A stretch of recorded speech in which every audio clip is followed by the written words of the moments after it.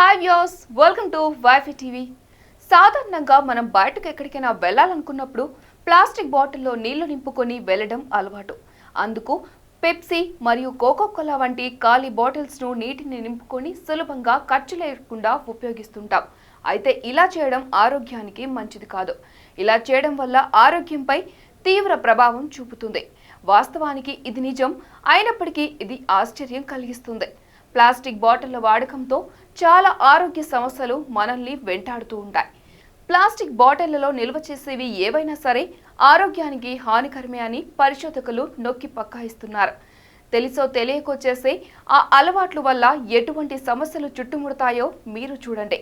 శీతల పానీయాలు లేదా మినరల్ వాటర్ నిల్వ చేయడానికి తయారు చేసిన సీసాలు పీఈటీ నుండి తయారవుతాయి.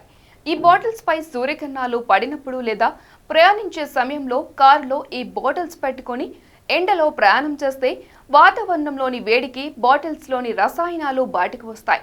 అలాగే నీటిని కలుషితం చేస్తాయి. ఈ బాటిల్స్ ఒక్కసారి మాత్రమే ఉపయోగించుకోవడానికి మాత్రమే పనికి వస్తాయి. అటువంటి బాటిల్లో పదే పదే నీరు లేదా వేరే ఇతర పదార్థాలను నింపి తరచుగా ఈ బాటిల్స్ను ఉపయోగించడం వల్ల ఆరోగ్యంపై చెడు ప్రభావం చూపుతుంది. వీటి వల్ల క్యాన్సర్, మధుమేహం, ఊబకాయం వంటి మరిన్ని ఆరోగ్య సమస్యలకు దారితీస్తుందని కొన్ని అధ్యయనాలు తెలుపుతున్నాయి.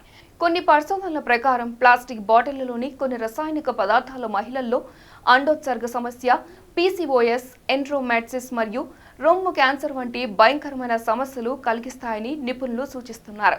కొన్ని ప్లాస్టిక్ బాటిల్స్ విభిన్న రంగుల్లో వేరువేరుగా ఉంటాయి. ఇటువంటి బాటిల్స్ తయారీకి రసాయనిక పదార్థాలు అధికంగా వినియోగించి ఉండటం వల్ల అటువంటి వాటిని వాడటం వల్ల ఆరోగ్య సమస్యలను కలిగిస్తాయి. ట్రెడ్మిల్ అను పరిశోధన మరియు ప్రయోగశాల పరీక్షల ప్రకారం గడువు ముగిసిన ప్లాస్టిక్ సీసాలను వాడటం వల్ల ప్రమాదకరమైన సూక్ష్మ జీవులు ఆవిర్భావానికి దారితీస్తుంది. ఇవి ఆరోగ్యాన్ని నాశనం చేస్తాయి. గాజు బాటిల్స్లో తాగునీటిని నిల్వ చేయడం సురక్షితమే, కానీ వీటిని మెయింటైన్ చేయడం వల్ల తగు జాగ్రత్తలు తీసుకోవడం మంచిది. వీటి వల్ల ఆరోగ్యంపై ఎలాంటి ప్రతికూల ప్రభావాలు ఉండవు. ఈ వీడియో కనుక మీకు నచ్చినట్లయితే లైక్ చేయండి, షేర్ చేయండి, సబ్స్క్రైబ్ చేయడం మాత్రం మర్చిపోకండి. Please subscribe to Y5tv.